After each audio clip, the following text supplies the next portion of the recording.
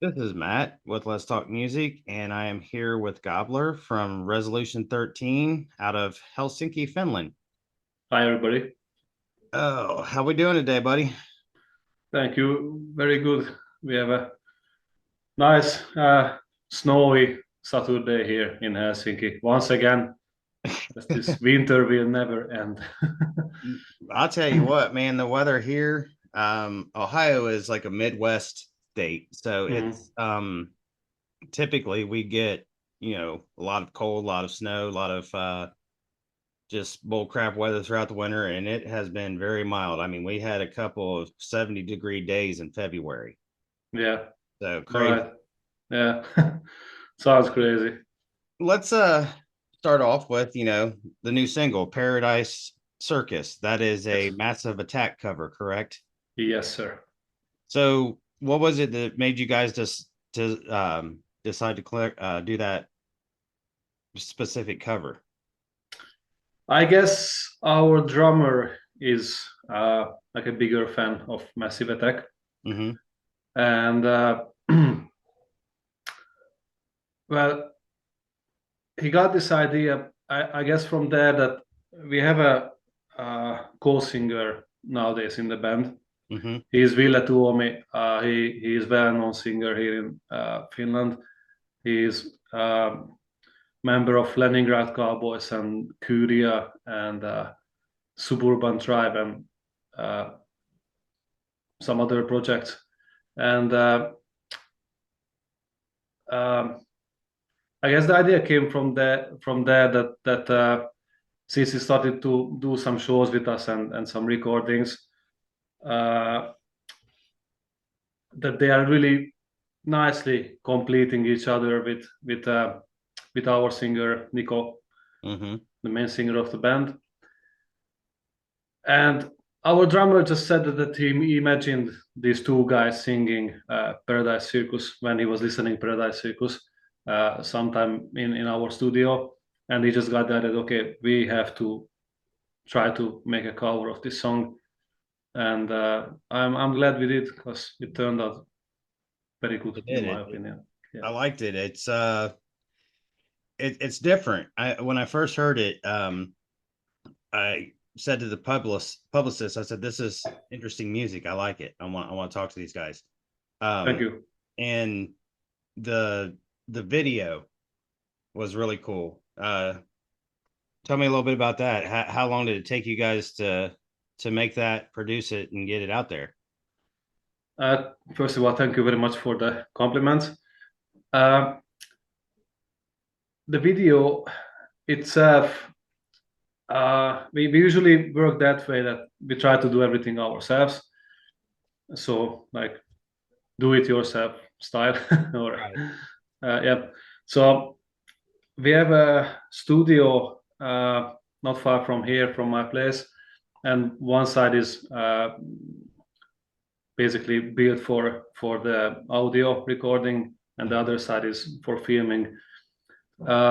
Usually, I'm the one who is filming the whatever we are filming, the characters and the musicians and stuff. And then our drummer Dallas is the one who is editing everything. He is really good with all these like effects and uh, like editing methods, whatever. I don't even know exactly how he's doing his things, but yeah. So he has a lot of like technical knowledge of that, and I'm better on the like other side of the camera. So we kind of complete each other in this way.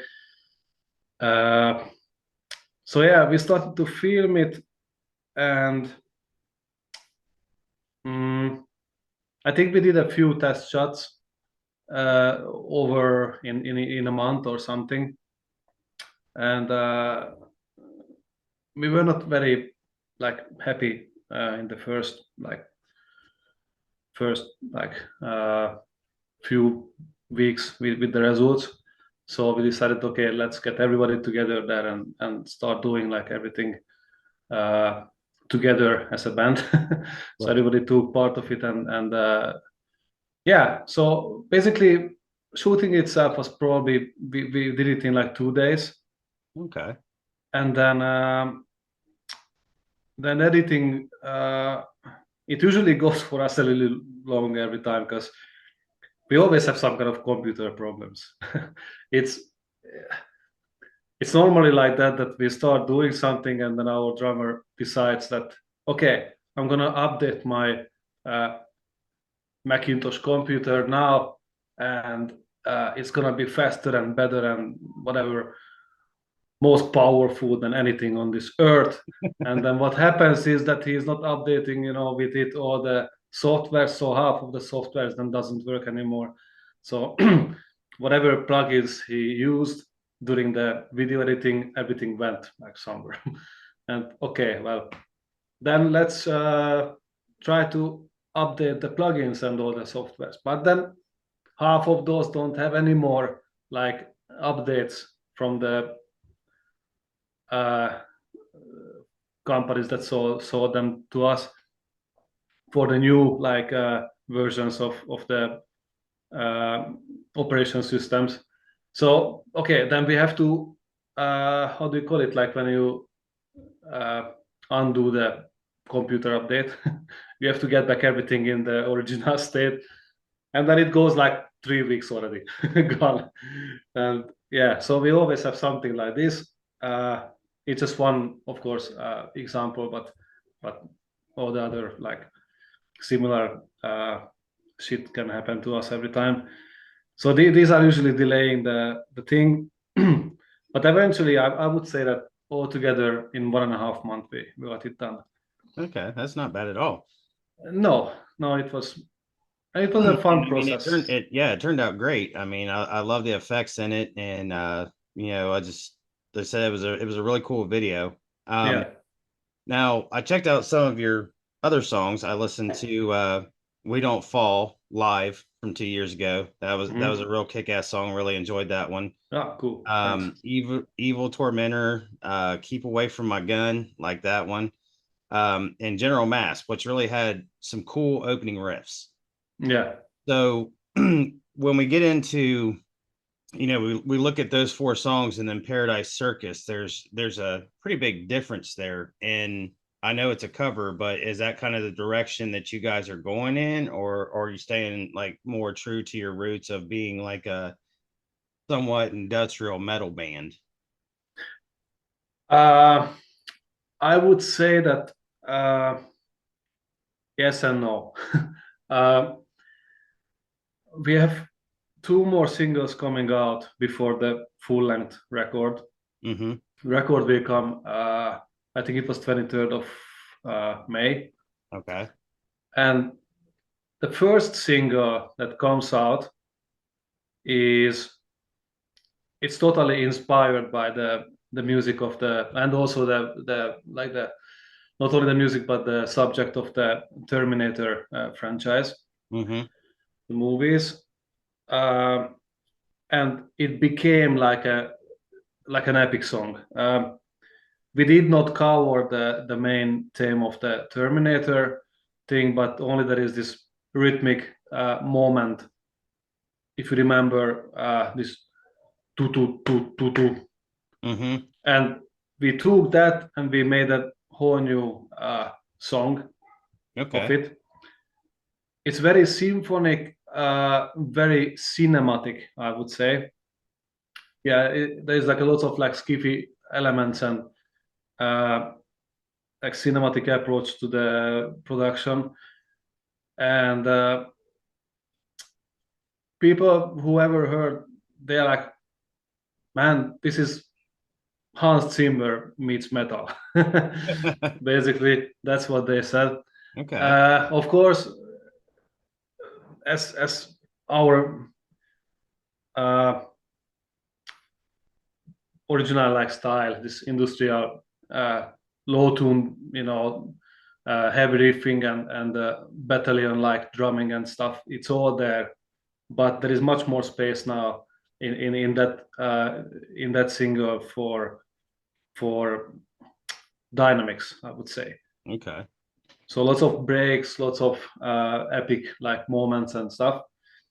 And then the next single that comes after that, it's gonna be back to our roots. Basically, it's gonna be like a very rhythmic, aggressive song with a very catchy and interesting chorus, I would say. Uh, and that's because it's kind of like jumping from an industrial metal, like uh, rumbling into a like a sort of waltz dance. Okay. When you hear it, you will know what I'm talking about. But yeah, with that song, we went more back to our roots and kind of like, let's say, kicking ass with it.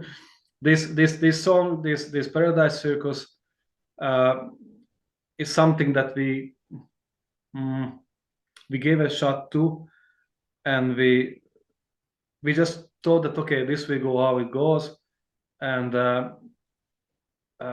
let's try to like stay as close as possible to the original Okay. song. So that's why we were using pianos and all that uh, similar like song structure and everything. By the way, Euge Valovirta, who mixed our record, he was producing this song, this one song. Okay. So that how it sounds, it's also uh, very much his credit. But yeah, the next two singles and the rest of the record that comes in May, they are produced by Max, our former sound engineer. Mm, so it will be sounding more that you would mm, it would wait from us, like regarding previous singles and records. Okay. Yeah, So I was looking at your bio, seeing you guys started out in 2010. It was actually a project of Marco, who goes by yeah, Dallas 13. yes, And it says you guys are forged musicians of bands and projects like Drive, God's Plague, The Black League, and Dimebag Beyond Forever. yeah. So are we referring to Dimebag Daryl there? So when Dimebag died, our singer came up with this idea that he wants to make a tribute band, and this wasn't like just uh, a generic like tribute band. He actually collected a lot of well-known musicians around Mm, Finland and Helsinki, and made a group of like a super group of like 20 people. There has been like four bass players and I don't know, two, three drummers and lots of guitar players and lots of singers and whatever. And they have been changing each other on the stage with every song.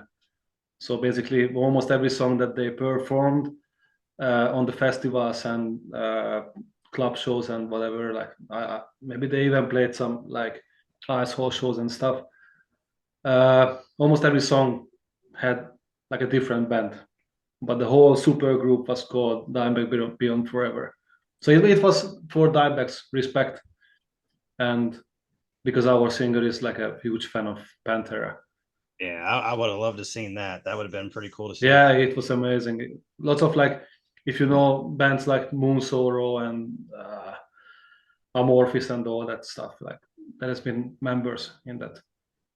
Yeah, that was an unfortunate tragedy, and that was a death that was felt around the world. I mean, Yeah, you can yeah, tell. I mean, you guys are out there, clear out in Finland, and you did this tribute, and was saying your singer is a huge Pantera fan. yeah. I remember I got to see Pantera.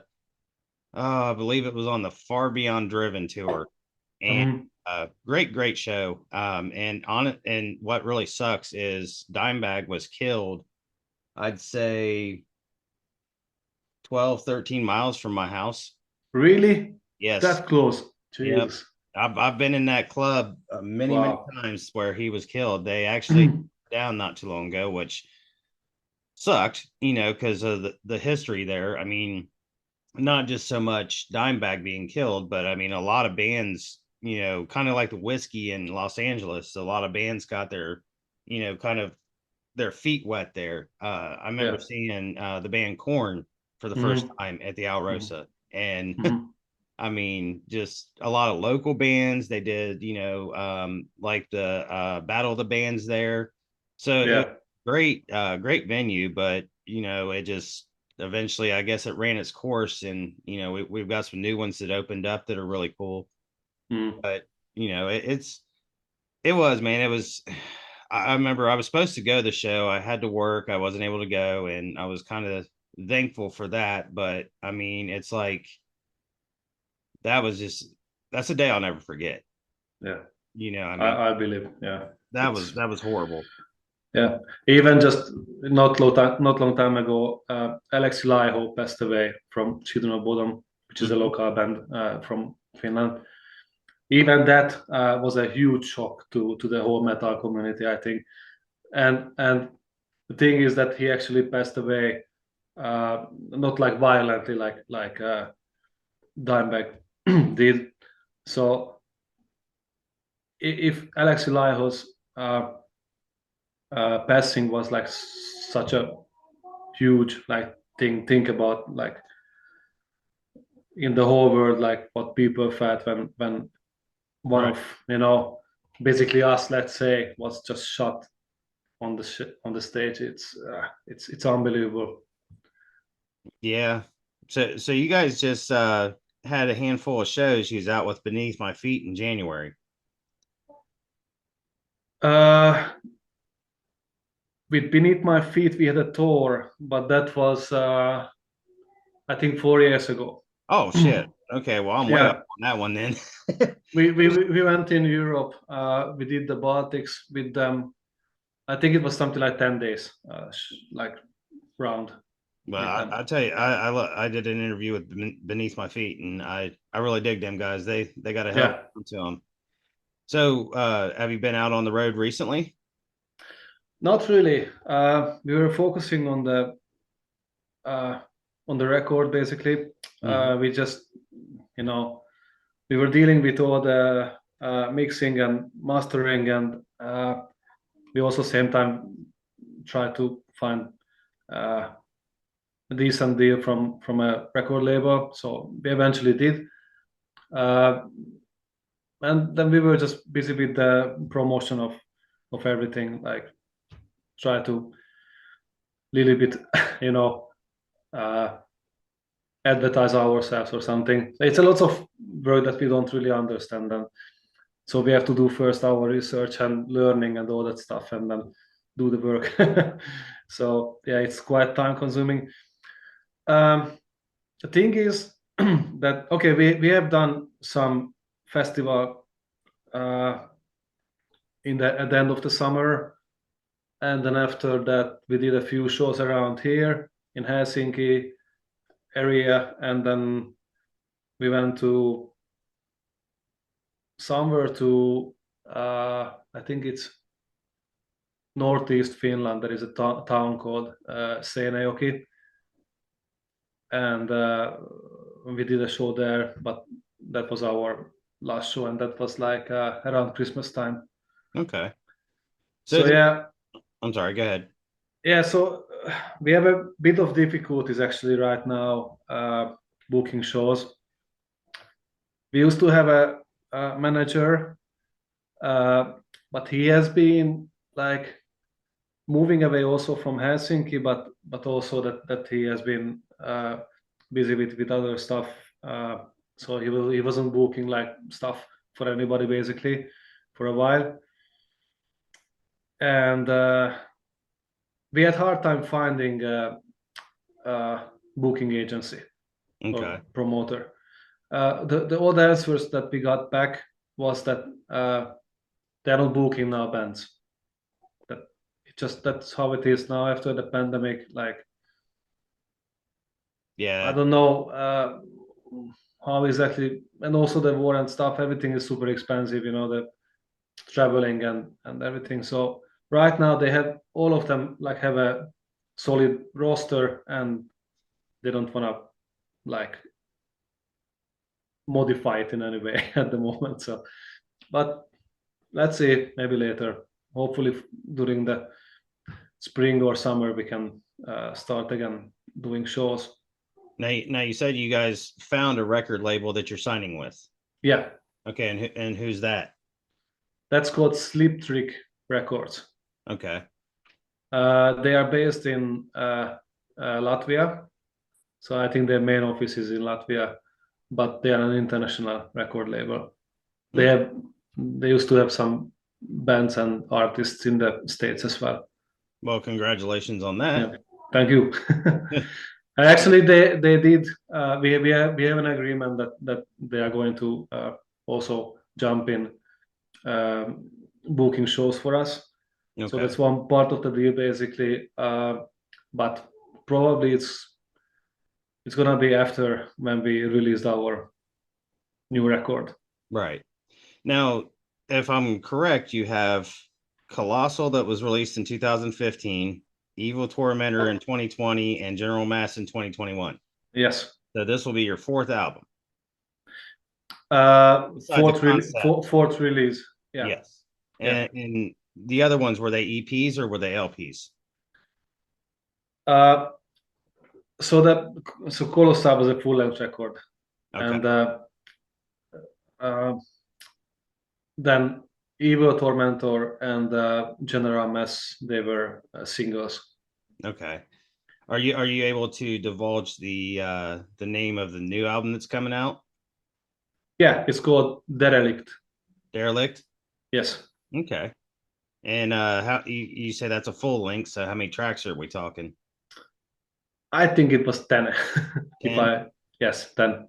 Okay. I'm quite confident. Yeah, it was 10. 10. Well, definitely looking forward to it, man. Like I said, I really, Paradise Circus was the first thing I heard from you. Against PR, Yeah. they sent me the press release, and I was like, and it was exactly what I said. I said, interesting music. I want to talk to these guys. Like I said, Mm.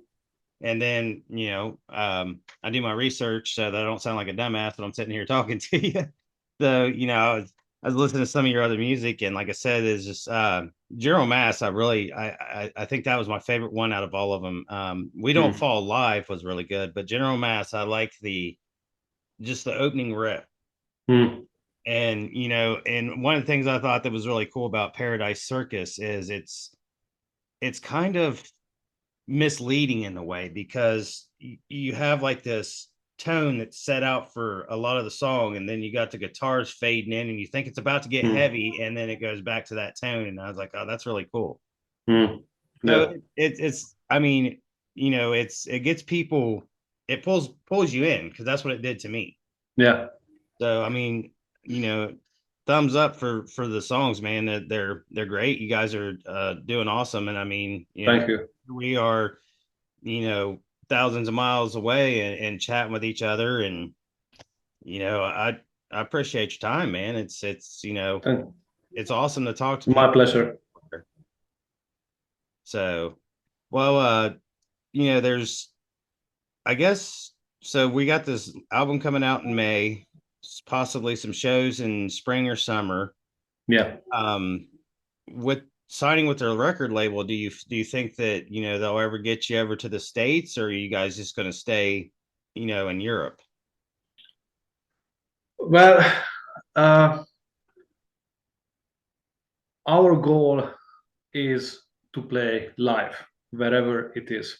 Right. So this is a live band, and we love to play love. Sorry, live. We love love. Yes, we love love as well. But we love to play live. uh, and I would say that's the the thing that we really enjoy doing. We like to compose songs and record them and stuff, and like to take time and do our videos and whatnot. Hmm. But when there's coming that moment that okay, someone calls that okay, we have a uh, live show booked, and okay, let's get together, let's rehearse, so let's do everything what we can, and that's awesome. Uh, I don't know how or when, but I'm really hoping that one day we will go overseas as well. Yeah, that would So be as awesome. as a guitar player, um, who do you draw influence from? I mean, it's like not really like who's your main influences, but like when you first sat down at whatever age it was, picked up a guitar, who was it that made you do that? Hmm. Uh, well, the thing is with me is that I'm coming from a musician family. Mm-hmm. My mom used to be a music and math teacher. My father used to be singing in rock operas and like rock oratoriums and stuff like that. My little sister was studying the clarinet in music school, and my big sister was studying guitar in the music school. I started out on tenor horn, which is like a pre-instrument for trombone. Okay. You know how trombone looks, right? So Mm-hmm. you have this like really long, curvy like piece of it that you have to pull out, Right. and a small kid can't reach it like physically like that far. So they give first to the kid an instrument that has the same uh, size of mouthpiece, and also you need the same power in your lungs to blow it.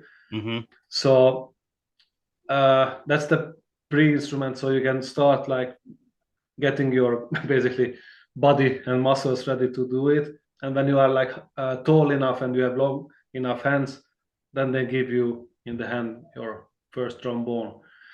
So I started on the tenor horn, and well, when I went home from school, often my big sister wasn't home, and well, she left the guitar out. So I was like, okay, let's try to do something with that also, unless she, you know, gets mad about it or notices that. So I kind of stole her instrument almost every day. So it became like a side instrument for me. Uh, and the first things that because I'm not originally from Finland, I'm from Hungary. I moved Okay. here like 16 years ago. So the first bands that I actually started to like get inspiration from, they were some Hungarian rock bands. Mm-hmm. One of them being Omega. I'm not sure if you ever heard of it, but it used to be back in the days like an international, like well-known rock band. I think so. Uh, they were like a space rock, basically. Uh, Okay. they were playing space rock, like 70s space rock and 80s stuff. And they were very successful, and they had this awesome like uh, uh, skiffy, like spacey effects, and really awesome like keyboard stuff going on, and also like distorted guitars and stuff. Mm-hmm. Well, I didn't have a synthesizer at home, so I had to track down the guitars first. So that's how I basically started, and they were like very simple songs. The chord lines were very interesting. They were never uh, generic, I would say. Very well composed stuff, but very technically wasn't challenging at all. So I could focus during learning them on the theory as well. That you know how things are built up and stuff, and then work on my tech on my techniques like later with more advanced like heavy metal bands. Like I think the next big crush was basically Iron Maiden when Okay. I entered the world of heavy metal. They have already released a couple albums by the time I'm born, so I'm not 38 years old. So so yeah, I think I loved their cover art works from the Yes. beginning. I think the number of the beast that was like really catching my attention, and I asked my friend who had the vinyl disc at home uh, of number of the beast, that please bring it to me over, and I wanna listen to it. And then I was just in love after that with the whole thing. Well, So that's then I started to track down those. I got a book actually with musical notes and tablatures as well, how to play this and those songs, and I just went through and did those. So those were the early like musician years of mine. hey man, you can't beat that. I mean, your older sister and Iron Maiden. That's Yeah. did she know that she was an inspiration for you? Mm. Eventually, yes. I think a couple of times I broke her strings, and then she was like, "What the hell is going on?" Then I thought that it was me, and sorry, but I was trying my best, and she was like, "Okay with it." Actually, she has put down the guitar after like 5 years of studying, so I had the instrument for myself after that. Okay. But then, yeah, I got my own like first electric guitar also. I was working actually in some local discos and stuff during the weekends while I was in school, so I Mm. could generate some money to get my first electric guitar, and it was a big thing. What was the first electric guitar? It's called Big Sound. I don't even know where it was. Probably it was some Korean made. Okay. It was a white Super Strato. It had a fixed bridge, one microphone, one humbucker in the bridge. It didn't even have a truss rod in the guitar. It was so like crap that it didn't have a truss rod in the neck actually. Right, right. So you could just take the neck with your couple of fingers and you can bend it like whatever you want. So it was pretty crappy, but it was a good one to start with. And what do you like to play now? What guitar? Yeah, what kind of guitar do you like to play now? With Resolution 13, actually something like, was it maybe 7 8 years ago? I ordered a seven-string guitar from Germany, from Berlin, from a company called Hapas Okay. Guitars. So they custom made me one, and it took like a year for them to make it, and that's my basically only seven-string guitar since that. I just take that everywhere with me wherever I go with Resolution 13. And then for backup guitar, we have a couple of guitars in the studio, so I just take one from there usually if I need one. But I own a few seven strings before that also, but this I don't know. It just nothing can beat us beat this one for me. Oh, I'm sure. I It, mean, it, it's so well done. It's so lean and aggressive sounding, and I don't know. It's just amazing to play. yeah, I mean when you send, a company what you're looking for, your specs and how you want Yeah, things set up and it's custom fit to you. I mean, it don't get no better than that. yeah, and I mean their like customer service is amazing. I had a cup, new guitar comes to Finland from a warmer place. Obviously, the wood will shrink Mm-hmm. a little bit, so your fret ends will be sticking out, and they are uh, like sharp and stuff. It happens with every guitar, custom made or not. It doesn't matter. In the early times of the guitar, it will happen. So obviously, I could bring it to a local like guy to get it fixed, or I could try to do it myself also, which I'm not very comfortable with. But yeah. Anyway, I just I thought I'd try my luck and contact the German company that hey, this happened to me. These are now razor sharp, like fret end like edges, and what should we do about that? And they were like, okay, put it back in the case, send it back. We will send you another one in the meanwhile while we are fixing that. Like it travels like 1,500 kilometers, the guitar back to Germany. Right. And they are same times. Actually, they first sent me another one, which was made for Monkey from Korn, actually. Oh, So okay. the guitar comes here. I receive it. I send mine to them, and when they were sending it back to me, then I sent back the replacement guitar.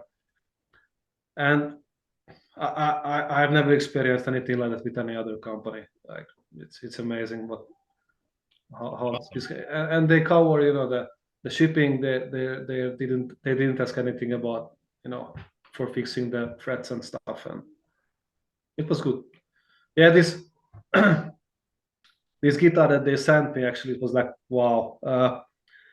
They were trying to, you know, advertise their company, and Korn was coming to town to Berlin, and they just made a guitar for the guy, the seven Right. stringer for Monkey, and then they invited Monkey, or maybe the whole band, I don't know, to their luthier shop, and actually Monkey took it and brought it to play some shows and stuff. And Nice. but eventually, I think he returned the guitar because he is endorsed by, I think that time it was Ibanez, Hmm.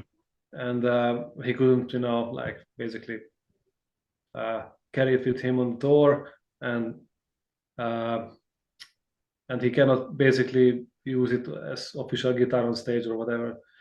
So yeah, eventually it went back to the shop, and then they have it somewhere on the wall that okay, this was made for Monkey and played by Monkey and stuff, and me as a Cool. replacement guitar. All right, brother. Well, we Yeah. are just about out of time, so Okay.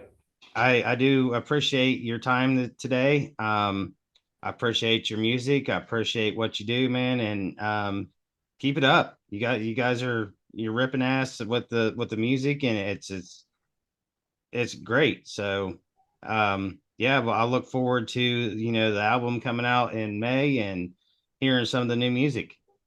Thank you so much. Thank you so much. All right. Well, you have a good. I wish we could get some sort of contact information. We will ship you a copy of the record. Okay, Yeah. I'll get with your publicist and we'll go from there. Yeah. Awesome. Okay, All that would be great. right, buddy. Well, have a good day. Thank you so much. It was Thank you. fun. Thank Bye. you. Bye, everybody. Bye.